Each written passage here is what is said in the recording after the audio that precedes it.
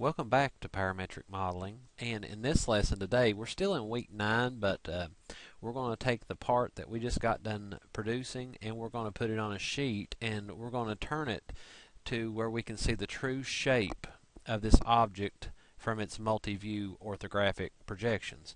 Now, to do that, to see the true shape of this, we'll have to do what's called an auxiliary view. And it'll make more sense. Let me go ahead and open up a new drawing. And of course, instead of an IPT, what we draw it from, we're going to go into IDW. This is our IDW, means Internet, or I'm sorry, Internet Inventor Drawing. That's what this means.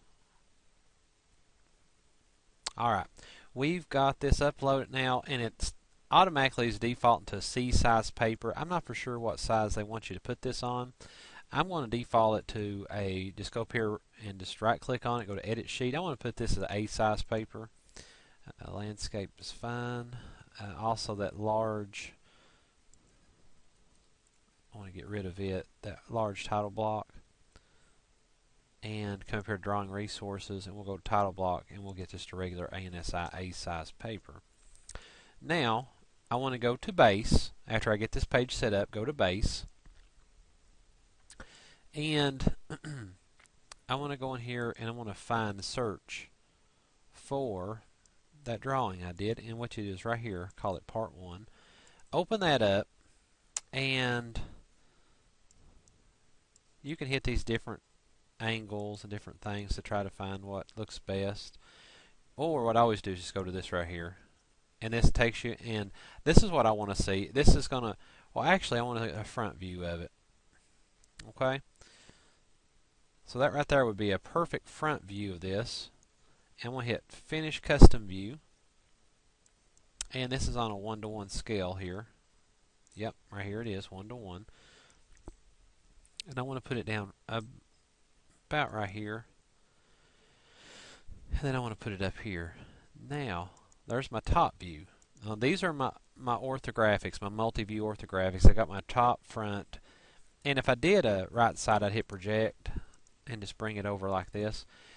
What you're seeing is, on this object, none of these multi-view orthographics, there's 6 of them, none of them properly give me the look to see this right here in its true shape and size, the surface of this. Right here I got the true length of this line, and right here, however, I'd like to see this thing straight away, that way I can find out exactly where all my dimensions are. It makes it a lot more easier for the person in manufacturing that's having to make this to be able to see this in its true shape, and it's not as confusing. So what you got to do is this line right here, I want to take this and I want to fold off of it down for a front view and get rid of this one. So this right here would be my primary auxiliary line, and to do that you just come up here where it's in place views, and you got what's called auxiliary. Click on it. Click this. Click, let's go back and show you that again. Hit auxiliary, and you see the little red line that goes around it's dotted. Click on that. Then come in here, and this right here is your identifier. This would be a 1:1 scale, and also right here, just this right here is your primary auxiliary line. And you can see how you can bring that down. And there you have it. This thing is straight away. I'm looking at it perfectly straight, and I can put all my dimensions in it. So really and truly, I don't need this view, and I don't need this view. Now, it asked me, because I put this one on first, do you want to delete the view 1 and its dependents?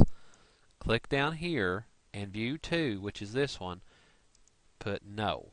That way it doesn't delete this one off as well when it deletes the original one that it was projected from. So this is all you need to draw this, because you're looking at your width here, your depth. Over here you've got your height of this thing, plus you're getting all your width part of it, looking at your auxiliary. So all you have to do now is just go in and annotate. Again, always put your center marks in your circles when you're looking at them. Also, when you're dimensioning something, always, if you're going to dimension a circle, don't dimension a circle up here in hidden lines. Always try to find the profile shot if at all possible. So now Also put your center line in for this. You put in just like that. You also put your center lines in for these holes here.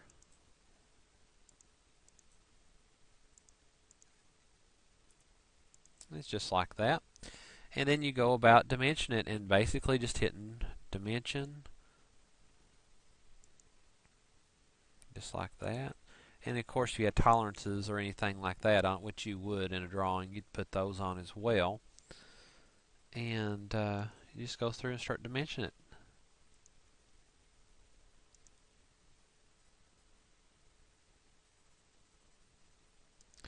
And on this A-size paper, we had plenty of room, but our title box up here is kind of taking a lot of that room, so we're having to scrunch in here. You can edit this title box and bring it down a little bit smaller. And if you want to do that, only thing you have to do is right here is that ANSI. So you just double click it. Well, actually, this is how you fill it in. Put all your stuff, all your data into it. But if you right click it, edit field text, or I'm sorry,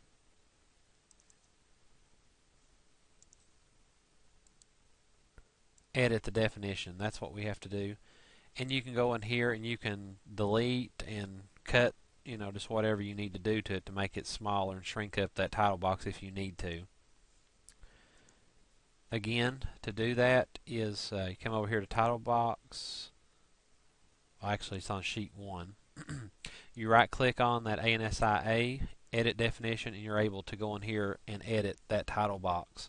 But if you want to put your data into it, again, just go to it, to field text, and it brings up this, and all you have to do is just type your stuff in. It's really handy, really neat.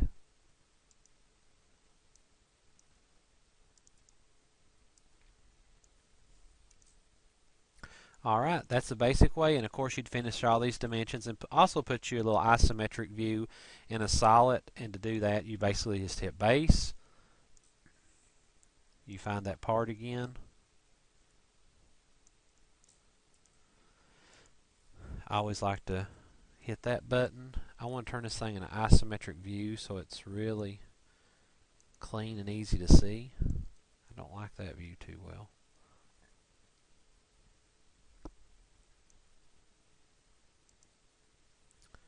That's not a very good view either.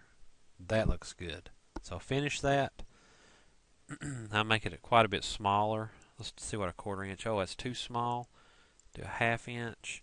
Also turn this view on. If we change the scale away from what's on the paper, what will be on this title box scale, click it there, and you'll notice it's still in hidden lines. Click on that, perforate it, right click, edit view, and you want to go to solid and also turn off the hidden lines so it looks like that.